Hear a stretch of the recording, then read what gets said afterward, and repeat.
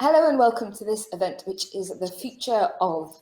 I'm Shahidha Bari. I'm Professor of Fashion, Cultures and Histories in the Cultural and Historical Studies Department of London College of Fashion. And this event, as you all know, is part of the UAL Graduate Showcase, which is a brilliant opportunity to discover our students across UAL with the newest names in art and design, fashion, communication, media and performing arts. Here at LTF, we're also using the showcase as a way to reflect on our collective identity and our practice, and we hope to set out our vision for the future. This event is called the future of ... Really, it's the future of fashion, fashion design, business, technology, and pedagogy. But what that future might look like, what are its challenges and its possibilities, well, that really is up for discussion. Joining me to explore these matters are four key members of the LCF community. They are Aleksandra Szymanska. She's Creative Director at the School of Media and Communication, where she explores how hybrid and digital practices expand the boundaries of fashion, media, communication, and performance. She's fascinated by new tech at the intersection of creative design, from advances in mixed reality to sensor-enabled environments. And she's previously worked with brands including Gucci, Chanel, and Google.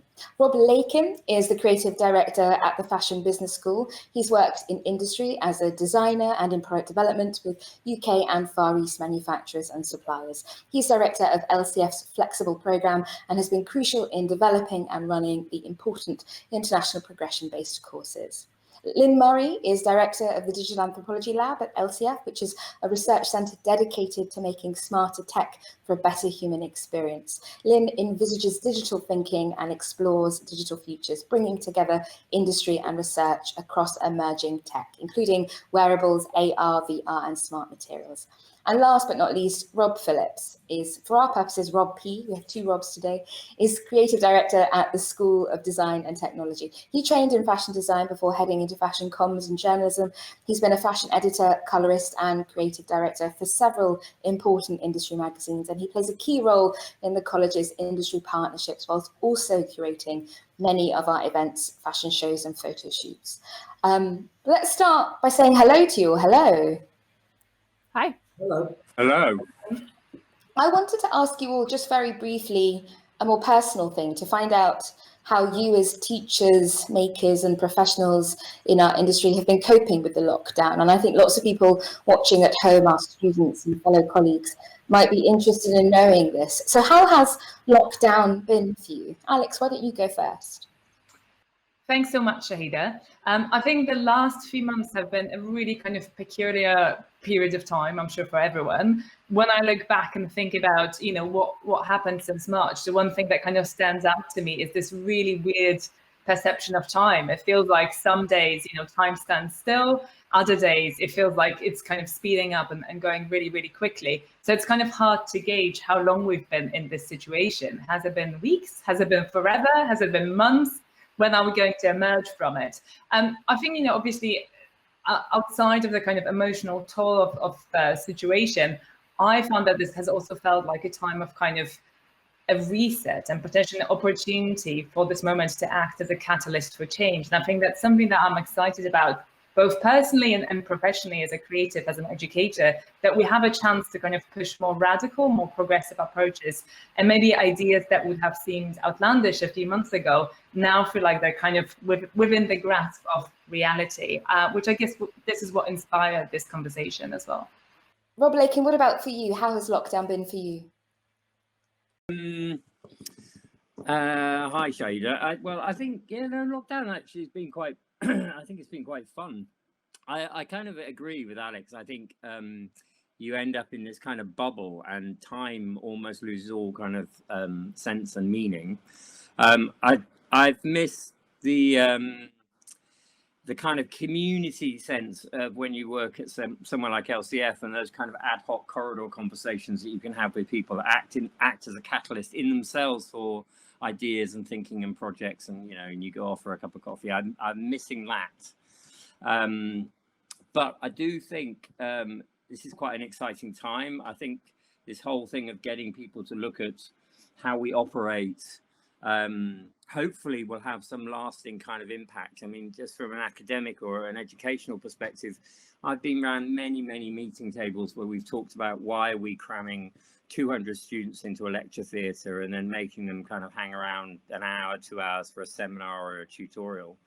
You know, maybe we can create a more kind of hybridized educational system that's much more kind of intuitive and exciting for our students and tutors, and much more kind of time effective.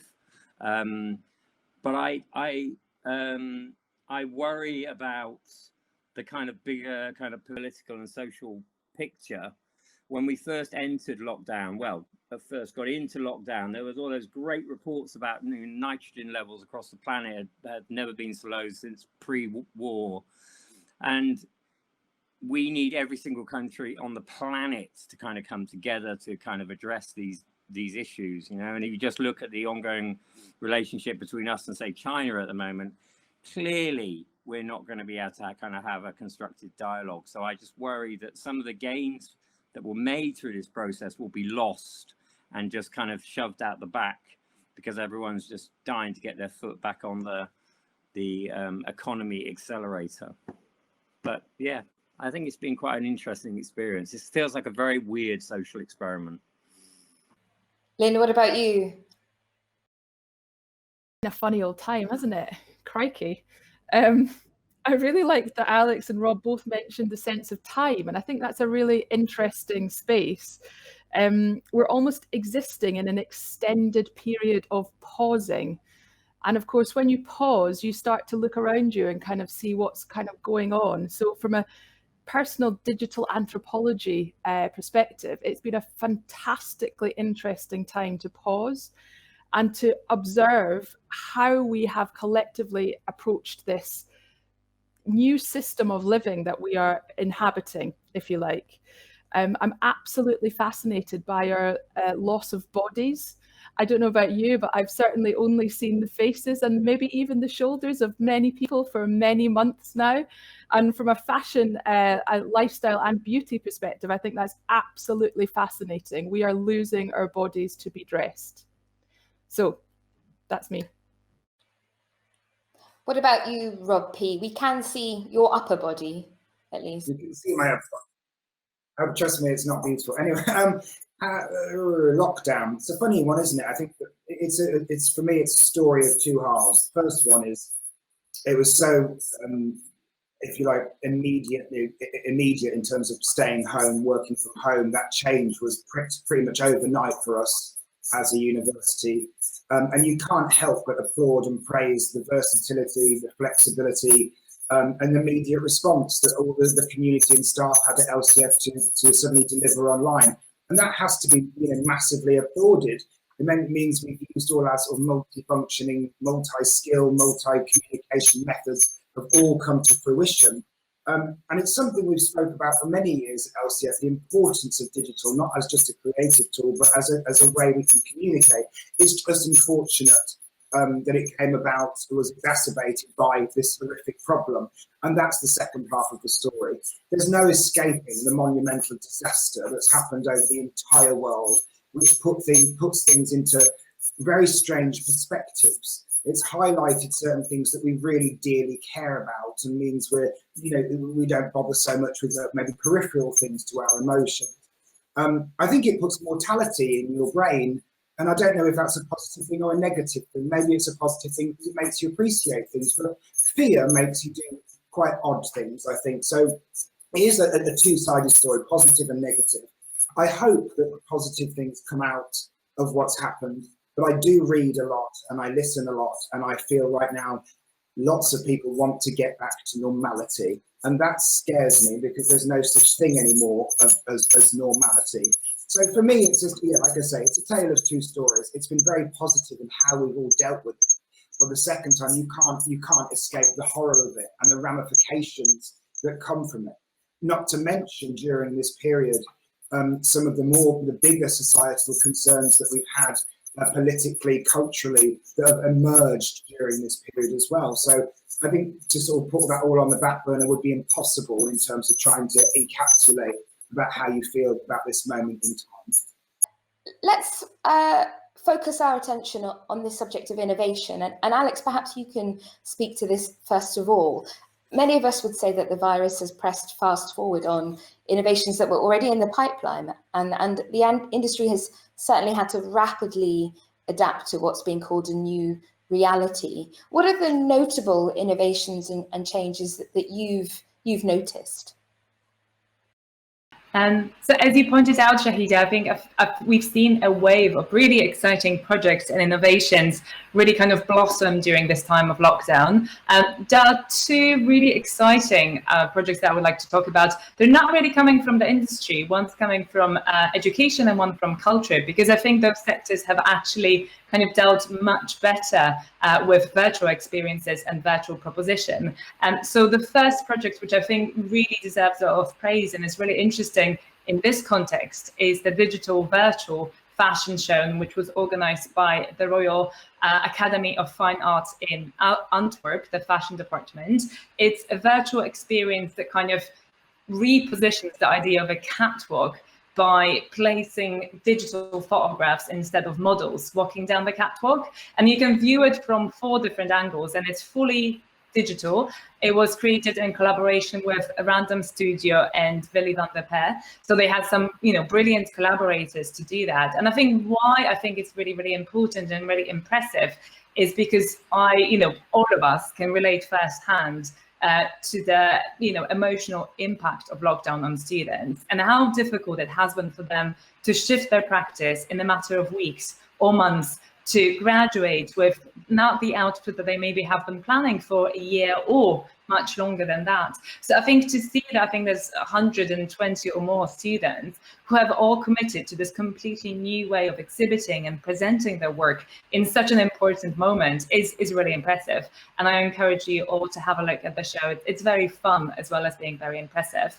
And I think the other project which really points more maybe towards the long-term future rather than kind of lockdown-based innovations is the opening of the factory in Manchester, which I would describe as a sort of hybrid venue. It's a physical venue designed by OMA. I believe it's been designed for the Manchester International Festival, but it's also a digital venue. It exists in Fortnite. It exists also through a virtual platform. And there's a series of digital activations that have been used to promote it, including a virtual tour by an avatar artist, Laturbo Avedon, which you can watch on the Nowness. So it's really interesting that this space has been created as a kind of dual entity. It's both a physical space that will be opening later this year, and it's this virtual digital space, which you can access through different points. You can, tour it on Twitch. It kind of really embraces this idea of kind of existing within the digital and the physical realm. And I think that's really,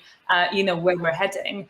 It's interesting that you've pointed out that these are directions and innovations and trends that we've been seeing actually for years. They've just accelerated. We've just seen this very rapid adoption of these new technologies during this time of lockdown. But I think it's really kind of, important to say that most of the innovations or the adoption of new practices that we've seen actually happened on quite a low everyday level. This could have been the moment that virtual reality goes mainstream or augmented reality finally finds its purpose, but that's not what happened. Instead, we kind of, warmed towards very low-key innovations, dressing our characters in Animal Crossing or, watching performances in Fortnite. All of these things have been happening before to a certain degree, just not on that scale. Great, thank you. What about the rest of you? Are there notable innovations and adaptations, I should say? What about for the rest of you? Are there notable innovations or adaptations that you've spotted and are tracking at the moment? I think I'd quite like to return to the kind of semantics of how we are considering the terminology of innovation. What the hell is a virtual digital space? We are still encouraging people to look through this square screen that I'm still here in my shoulders and head. We are in one sense taking 3 steps forward as a result of the pandemic. But on the other, we're still contained within the way that we've been historically thinking about what it is we could do with these new tools and experiences. And I think that's perhaps what Alex has been picking up on, in that we're trying new ways to use existing tools. And we've had to do that in a very reactive way. I think the true innovation from this period of pandemic is going to come in 18 months' time, when we've had time to understand and distill what the opportunity we have and what we actually want to create. Why are we still creating the notion of a catwalk as a linear progression where something starts at one end, it moves along a horizontal and it gets to the other? We need to reconsider in the entirety of actually what the possibility of that is. And I don't feel right now we've kind of understood the full scope of what we are capable of in an innovation space as a result of the pandemic. I think it's quite safe to say the catwalk itself is somewhat dead, as the establishment and the educators seem to believe. So this would be a perfect time to, you know what I mean, encourage exactly what you've just said. However, I do come as a little dark cloud, and I was only looking this morning at Christian Dior and a few other collections that have just come out, and they've pretty much gone straight back to catwalk. You know, there's not so many guests anymore, and they're relying a lot more on social media, which of course keeps people encapsulated exactly in that screen, which I think is a big disservice. But of course, industry leaders and huge brands with enormously deep pockets do not innovate. Do you know what I mean? And do not take this opportunity to do something different with their collections. It does bear the question of other people who have less money and less time, less connections. Are they going to be able to do that any better? Or of course they're not. So if we think about things like this in terms of influencing a new world and really utilising the technologies we have, I do get worried that if the big brands aren't even doing it, you know what I mean, where does it go? Does that make sense? I completely disagree, Rob. I think the reality of the prospect of this time that we are now living in highlights completely obviously to, I guess, the old world of fashion, that these things aren't quite working. So Harper's Bazaar suggested that Valentino suspended reality. It's another semantic term of considering what augmented virtual reality is, but ultimately, he worked with Nick Knight, a very fantastic creator, but a very established creator, and creating ultimately something that could have been created 10 years ago, but was kind of created now because it had some projected imagery on it. We are still, and that's why I went back to that 18-month period. I think we are right at the cusp of this new generation being able to kind of stand up and say, do you know what, I'm going to take those tools that Alex has suggested and I'm going to reconsider how to play this game. Whether that's bringing in games design, whether that's bringing in completely new theatrical spaces, or even kind of show, I hate that word showroom, but this kind of concept of what that is. I think the energy that we have seen from the students in this period has been phenomenal. And I think the confidence that they will have gained in that period, not just students from London College of Fashion, UAL, but beyond, we have a generation that have had to get their heads over that line to graduate. And they're going to absolutely fight with their teeth to make change happen. And we need to be supporting at that level in order to motivate the brands that have capital, have cash flow, and that are still not innovating. And, you know, we need to almost find a mechanic, find a way to help that path become more democratized. Well, I completely agree with you. I don't think we're disagreeing at all. I think it then comes back down to education, and to be able to, you have to educate students in order to enable their, if you like, their imagination, and you have to integrate certain skills in it. And I do then wonder, I teach design. I think it'd be a big ask to teach students to not only make clothes, design clothes, research clothes and colour, etc., etc. Then on top of it, now need to learn a whole bunch of new technology. So what I do think this period should do is encourage cross-practice collaboration, where designers can work with people in Alex's school, say for instance, and in Rob's school with business, where they bring their minds together, because I believe there's complete strength in numbers. Let me draw Rob Lakin in here, because I know he's itching to talk about it. And I am sensing that we have mixed feelings about these innovations, that we have opportunities that perhaps haven't been grasped, and we have challenges ahead of us too. But I wonder if one positive spin might be to recognise that this digital technology has facilitated the transnational transnational nature of the conversation we have in fashion. Rob, can I draw you in here on that? Well, I was actually interested in what one of the guys said earlier on about this kind of hybridized approach. I think listening to all different perspectives, I think actually we're all talking about the same, or everyone's talking about the same thing, but just from a slightly different angle. And I do agree that at the moment we're using actually quite reactive tools, you know, as was said earlier on, we're just used to looking at people's heads and shoulders.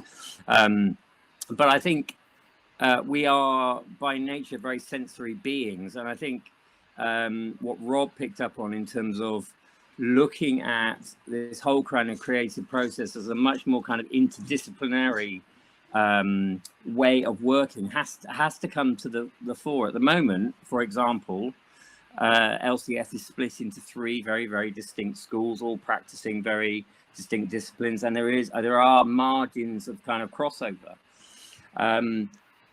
That, even as a system, is redundant, because, you know, to actually set up really kind of innovative collaborations across all 3 schools is an absolute nightmare at the moment, because the structures just don't allow us to do it. But that is the way that our students are going to have to work in the future. And I think this whole thing is, in a way, is a catalyst for what could happen in the future. And it's almost looking at all the tools we've currently got, but what we really want to achieve. And, you know, do we want to kind of be able to taste this, sniff this, hear this, touch this, and how are we going to do it, and what are the best mediums to do that? But I think also consumers are becoming much more kind of challenging. You know, video is the most kind of used media across social media because of how the brain absorbs that information within milliseconds in comparison with say Twitter text or just a visual. If you combine moving image, text, sound, and all the rest of it, you can communicate your ideas much quicker.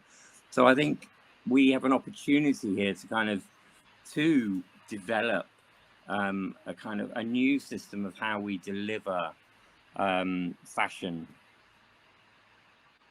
But it's going to take some time, and it's also going to take a kind of an openness and a kind of preparedness that we're all going to fall flat on our face, and then we have to pick ourselves up and learn.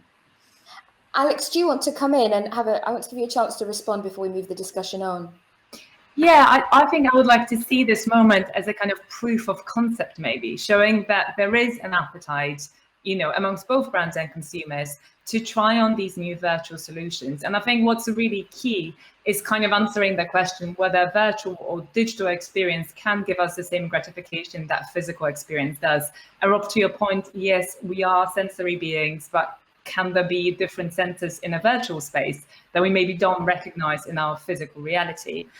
So I think what really needs to happen is a kind of a rethink of the value exchange. You know, the kind of really crux of it is, will we be keen to pay for virtual products and virtual experiences in a few months' time when we can access the physical kind of version of it? And I think that will be really important, because that, to Rob's point, will stimulate growth and will make sure that big brands are investing in that area and really pushing innovation rather than these kind of low-level things that we've seen. So I think that's kind of the first thing that's going to happen.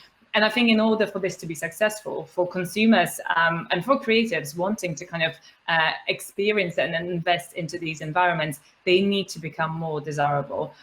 They need to really become kind of elevated and exist as products, experiences, services in their own right, rather than just trying to mimic their physical counterparts. And I think that's what's really exciting to me. That's a whole new area of opportunity that we haven't really explored. What we've done so far is try to mimic physical reality in a virtual space. And of course, it doesn't match up. Of course, it's a replica. What we need to create is experiences and products that are natively virtual, and in that way offer a new value. And I think that will really kind of shake up a lot of industries, fashion, luxury. You know, it's a completely new product proposition that, you know, we should be championing. Who else if not us, kind of pushing the next generation to really rethink quite drastically what these industries should be offering. I want us to move our conversation on to focus a little bit more on fashion business, and to push you a little bit more, Rob Lakin, on the question of transnationality or the globalized model of fashion, because I think many of us have realized, particularly during the pandemic, the pressure on the ethical nature of our industry, or its lack of ethics, because we've seen this pandemic have an impact at absolutely every level, from each of us not being able to go into shops, from store assistants being laid off at the Arcadia Group and various other stores, to the devastating impact on the lives of garment workers in Bangladesh, India and Turkey. So how will we even start to think more carefully about fashion in a globalized and unequal economy as a result of this pandemic? What do you think, Rob? Well, I would really like to think that we will start to think about it, but I think at the moment we are living in a very kind of split global society. You've got half the planet who are essentially wealthy and represent the G20, and then you've got the other half of the planet plus the additional billions that are being added to those numbers on a kind of daily, weekly basis, which are either in poverty or about to hit the poverty line. And I think what the pandemic has highlighted is that basically you've got kind of the rich countries who are surviving off the less developed countries. And I think we have an opportunity here to kind of address that. I mean, it's grossly unfair that the less developed countries are basically the kind of the factory for the fashion system. But then you see on the news, that when Primark opened and there were queues around the block. So it kind of comes back to what maybe Alex was talking about earlier on, is that I think we're kind of inherently slightly, whether it's lazy or just kind of stubborn, but we revert back to our kind of everyday kind of way of looking at the world, and I think we need a new kind of approach to kind of tackle this kind of imbalance. It's just unsustainable that we have half the planet who are basically serving the richer half of the planet. And when something like a pandemic hits, that it's those less developed countries that are going to get hit hardest, because they haven't got the kind of economic structure or the kind of health safeguards to actually look after their populations in comparison with, say, G20 countries.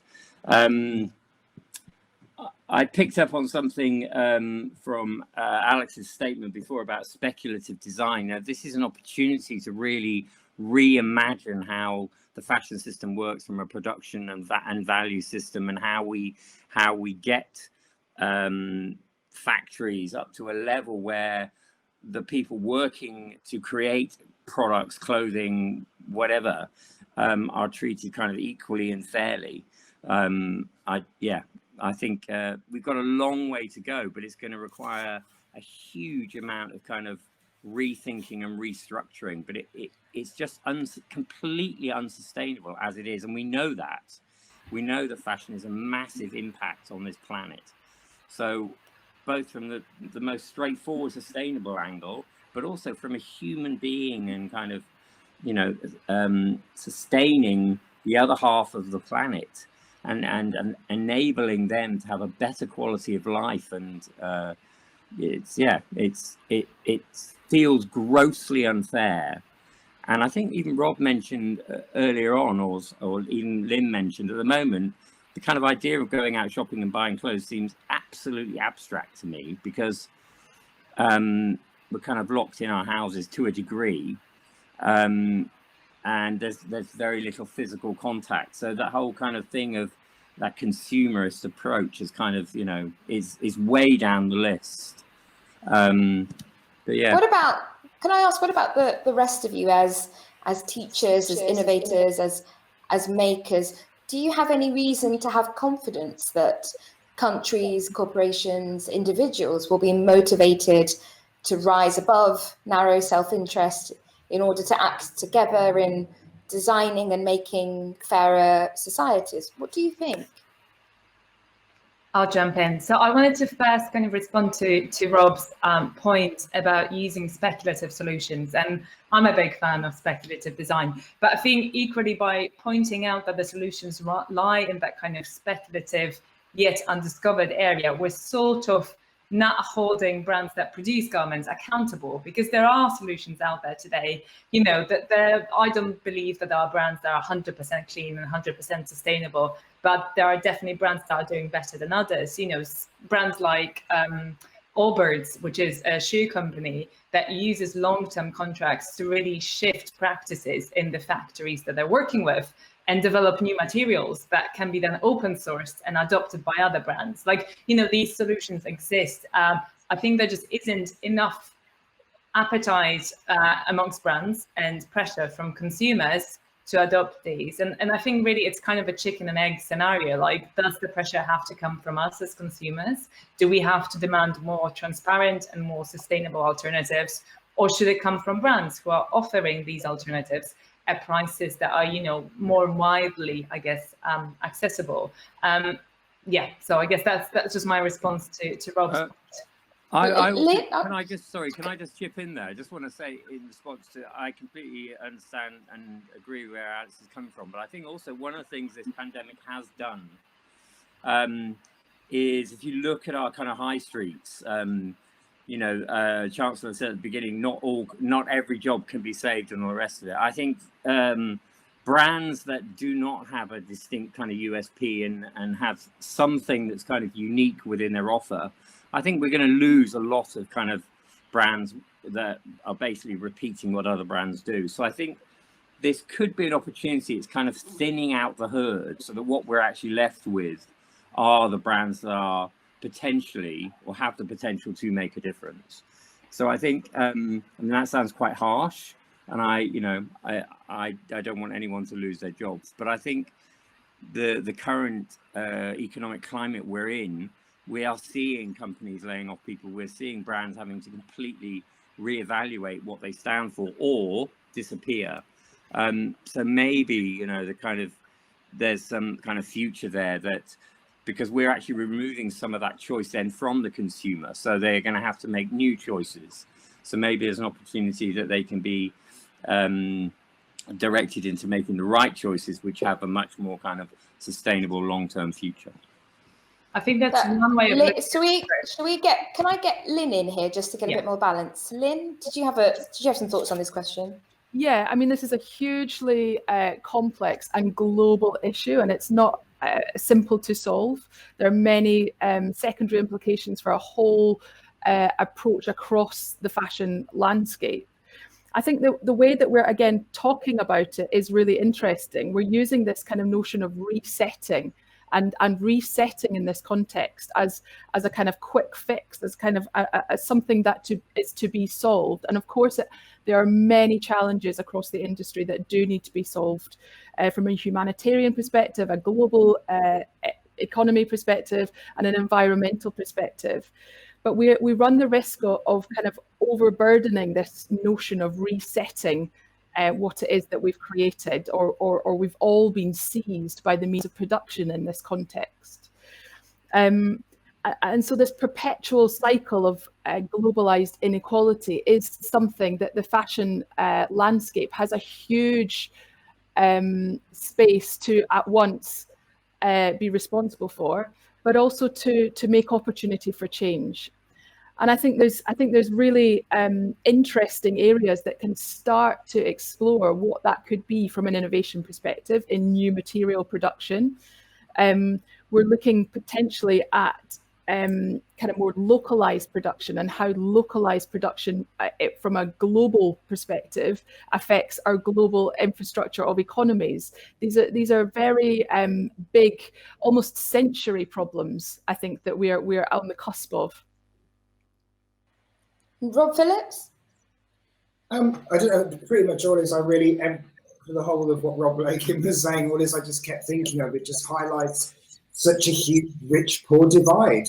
And it's not, I don't think you can shy away from the fact that you tend to find the more wealthy part of society, a lot more educated and a lot more open-minded to certain ways of working and sustainability, etc., etc., etc. And then you get poor people who don't have much money, who are completely stuck in a rut, whose daily basis isn't worrying about, are we going to have a virtual experience? Their daily basis, do I pay my bills? Can I try and have a life at the same time as this? I got really disgusted a few weeks ago when I saw people on social media sneering at the queues of Primark. And I thought it was actually repugnant to sneer at people who just want to be like all of us want to have a certain nicety about our life, don't we? And I think that's your thing. That's your thing. It doesn't hurt anybody. Do you know what I mean? But I think it just, for me, it really magnified this. There is such a division between poor and rich. People who buy fast fashion and high street fashion, and people who buy high level fashion. Creators and consumers. The division and the gap between them was so vast that as an educator and a reporter, I very much struggle to sort of, balance, how do you even start to begin to talk about this? Lynne is absolutely right. It is a hugely complex problem. I guess I just worry that sometimes we ask a lot of people who already are being asked a lot of. Yeah, I think that's right, Rob P. I think that begs the question too about to whom the burden of responsibility for resetting or changing the industry, whichever language you use, falls. In that case, about the consumers who are queuing up at Primark. Let me ask you to open up the discussion a bit more about creators and consumers. That was the language you use, and I'm interested in thinking a little bit more about the culture of fashion, because the other thing that has happened, of course, concomitant with COVID-19 pandemic is the Black Lives Matter movement, and we would say that our industry is one that is being scrutinized in new and perhaps rightful ways. Are designers, are makers, are our students thinking about this enough? Because the fashion is an industry that seems to me that will not emerge from Black Lives Matter unscathed. What do you think, Rob? Is that me? To Rob Phillips, just to pick up the culture. It can't emerge unscathed, can it? Nobody right now is exempt from scrutiny. And as much as the government and governments try and run from scrutiny, they're not exempt from it either. Fashion is a real paradox, isn't it? It's based on criticality. It loves to report on the new and what's right and what's wrong and how you should look and how you shouldn't. But it hates it when its systems are scrutinized for what they are, because they're so habitual and so homogenized and steeped in this valuable tradition that makes fashion worthy, that they can't bear to be told, actually, that wasn't great. However, just to turn it back on Black Lives Matter, for example, fashion has changed dramatically to what it was, let's say, in the glorious years of people like Westwood, Gautier, etc., where people were celebrated for being who they were. Does that make sense? Design was everything. It was image, was the all-consuming. You be what you want to be. Fashion is there to free you. And as fashion got bigger and bigger and bigger, fashion's walls closed smaller and smaller and smaller. And before we knew it, people knew they could make money on making people feel a certain way about their image.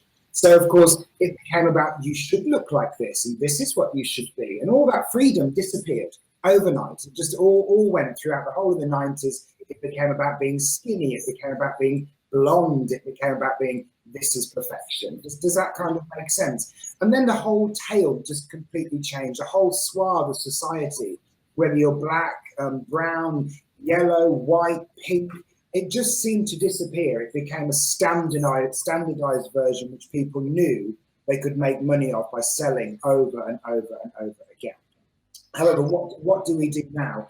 Well, I think to focus back on the joyous areas of fashion for a start, that individuality and your appearance is to be celebrated regardless of who you are. And that's what we enjoy when we converse with one another, is the difference of character. But media and industry must pick up on that in an authentic way, a way that it's not tokenization. It isn't we're now having to do this because of this. is, you know, people should want to celebrate people. Does that make sense? Sorry, there was a lot of... No, that was great. I think what I'm asking you about is the value system upon which fashion is predicated. And what I want to know from all of you is whether you think this is a value system that is changing or could change. What do you think, Rob Lakin? I definitely have huge hope that it both can and will change. I think our students are a testament to, you know, concepts of innovation and challenge and risk taking, and they have this I think incredible ability to kind of braille the culture, if you want. I'm trying to think of the person who originally came up with that line. Somebody popcorn. Anyway, I think once they've gone through or are going through the LCF system, so they have the opportunity to work with the likes of Rob and Alex and, you know, all the other kind of amazing kind of tutors at LCF. I think our students pick up on these kind of opportunities, and whether that's about looking at sustainability from a kind of almost micron level, or looking at the impact of Black Lives Matter and how that will impact on fashion and what we want fashion to say. I definitely think there is, both hope and huge possibilities. But it kind of also comes back to what Lynne was saying, where we were talking about globalization earlier on, about it's almost this kind of century, 100-year trajectory, if not longer, you know. And I think our students, each year we have graduating cohorts of students, they affect a kind of incremental amount of change within the fashion system themselves. You know, it's like a bit like the doomsday clock. But this whole system is it's so big. You know, when you think about the fashion industry is bigger than the global car industry. I mean, it's massive. You just can't get your head around how bloody big it is. Probably shouldn't have sworn there. So I think, yes, in answer to your question, I think there is huge opportunities for kind of positive reinvention and all the rest of it. But it is going to take time. It's going to take resilience, agility, open-mindedness, and kind of re-educating or resetting certain kind of ways of thinking as we go along. But I think our students, our graduates, are the key to this, because they are the vehicle for change and the future. Lynne, what are you thinking, Lynne? Obviously, the importance of Black Lives Matter across the design landscape is hugely important to shift, but also across the technology landscape as well. And as we work at the nexus of that, but also in that kind of space of design, within the Digital Anthropology Lab, we look at both Western and non-Western perspectives on emerging technologies. So one of our researchers, Cher Potter, is looking at robotics, for example, in sub-Saharan Africa, and how we're looking at creating almost new typologies of design. Now, Rob Phillips was talking about this kind of melting pot of fashion being this kind of lens of culture. And as we are drawing more and more upon the what is out there to have a lens or a better understanding of different communities, different cultures, and projecting that in a more open way, I think the richness that we have capacity to understand from a design perspective, the kind of materiality opportunities around design are kind of, we are just going to amplify again what it is that we wear, what it is that we do, by making our communities more inclusive and more accessible. And there's a huge amount still to be done in that respect. And Alex? I've had a really wonderful experience over the last few days of going through the work of graduates from my School of Media and Communication, who produce everything from film, photography, writing, performance, costume. And it was really amazing to see how much of the work championed a much more diverse and inclusive view of what fashion and fashion media is. I would say 30 to 40% of students chose to explore their own cultural identity instead of kind of falling into the trap of that, you know, blonde, white, tall woman kind of cliche. So that's really wonderful. So it's really great to see that there is, you know, a new wave of creative practitioners who are very much coming to reshape the industry in that way. I think as an institution and as education in general, we should be doing more. I see Rob's point about incremental change, but I think we're just these big ships that are very slow to turn, and we shouldn't be so easy on ourselves. I think we should definitely try to speed up and do more in a shorter amount of time, because we are, you know, slightly stuck in our ways. So I think there's definitely room for innovation and for change. And I think hopefully this has been a catalyst for that to happen. Can I ask a slightly bleak question, perhaps, about the economy? We don't know what's going to happen, but at the moment, it feels like we have to adopt the brace position. COVID-19 and the global economy is going to have an impact on our industry, on our universities, on making, on the arts, on business. What's your sense? Can you look into your crystal balls and imagine what kind of impact you think is on the horizon and that we have to be ready for? Perhaps you could go first, Alex. Yeah, happy to. I think, you know, I kind of oscillate between days when I feel really hopeful and really excited, and days when I kind of look at the news and feel a little bit worried. So I think, you know, as I've said in the beginning, this is a time of an amazing opportunity. It's a moment, to Lynne's point, I know we can't put too much pressure on the reset, but it is kind of affording this potential to change people's attitudes. And I think there is a potential to kind of move towards a lifestyle that is less focused on consumption, for example, to kind of think about more meaningful forms of materialism, because it's not going to completely go away. But then when Rob mentions kind of culling of the herd, it's really interesting, because I was listening this morning to a podcast with Scott Galloway, who's the kind of big future teller for tech and retail. And he was talking about how the culling of the herd really benefits the strongest and really the biggest brands in both luxury and retail, because they have the resilience and the budgets to survive this. And unfortunately, it's the smaller, niche, younger brands that will potentially fall, let's pray not, in this current situation. So I think it's quite a polarized view. And I do think that consumer attitudes will also fall into this very polarized spectrum of either kind of leaning towards a much more mindful way of living and consuming versus this very hedonistic approach of emerging from lockdown and, you know, wanting to queue up to Primark or go on holiday and you know, have an all-inclusive cocktail or whatever. And so it's hard to say, but I think, yeah, I kind of move between the two versions of the future. Where are you, Rob Lakin? What are you thinking? I'm also, I was kind of thinking about what your question about impact of economies. You think just historically, when we're backed into a corner, we often become at our most creative in terms of whatever situation it is we have to face. I mean, I hope that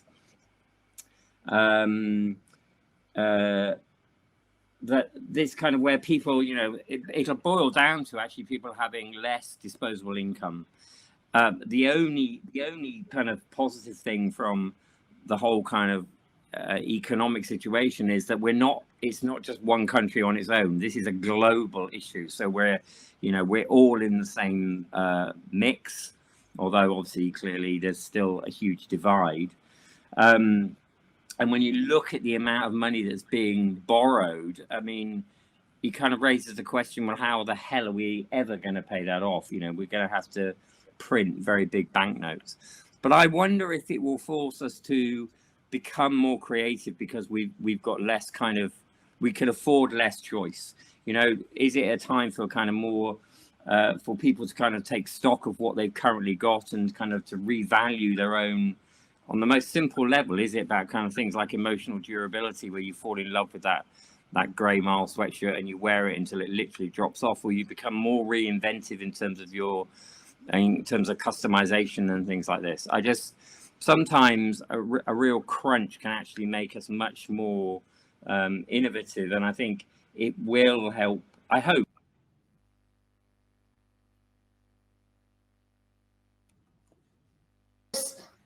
We've just lost Rob, but I can pick up with Lynne perhaps, because I think you ended at "we hope," and that might work. Lynne, Lynne, you were nodding vigorously as Rob was talking about, adversity being the prompt for creativity. Is that where you're at too? Yeah, absolutely. I mean, I think as horrifically challenging globally as the pandemic has been, from the microcosm that is design and what design has to do with society, I think there's a huge capacity for change thinking and thinking about what that could be. And that really excites me. But ultimately, our sense of kind of time, our sense of geography, and entertainment across all media is in flux. We don't know where it's going to land. And fashion is just a small part of that. But it's a small part that is competing for a new pound, if you like. We are competing for new value systems, and that they may not be physically material. They may be digitally material, or they may be irrelevant. We are entering a period where actually anything is possible. And for a creative, what is better? Absolutely. Rob Phillips, what are you thinking? I think it's a really, really insanely scary period. I think you'd be really foolish to think in 9 months, 12 months, a year, 2 years time, that things aren't going to get worse. So I believe they will. I think money is. I mean, we live in a democratically voted capitalist society, don't we? Which means we run money as fuel, and that really, really scares me. I do believe that creativity, passion, through pain, makes people or prompts people to change, to do different things, to think differently. And I really hope that is the case. There is the fear that people will become desperate for money, so cheap labour gets more and more and more. And we don't want that to happen. We don't want fashion taking advantage of that. So fashion, the lens needs to stay firmly on how fashion manoeuvres itself in economically difficult periods. I do believe that CEOs and huge bosses of fashion, not just fashion businesses, but all over the world, could maybe take a bit less money. And I think we're all aware of that. And maybe that will prompt them to lower their salaries. Since, I think the reason why I'm saying is that, and I won't name names, but when you hear big brands having interns who aren't paid, do you know what I mean? When they're making huge amounts of money, it's just wrong and should stop anyway. But on the more positive note, I believe maybe as a society, we'll become more focused on what we buy. Maybe we will buy, what was the phrase? Buy less, buy better, a bit like Rob was saying. We'll be more conscious of the things that we want to have. It might help us slow down a bit and appreciate what we do have.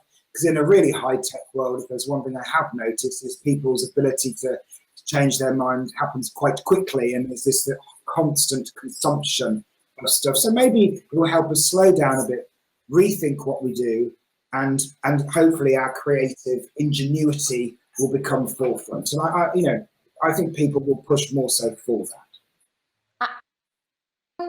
One final question for you all. Just if you could answer very, very briefly. I want to know what you think will be the single most important innovation or transformation to come, or that you would like to see.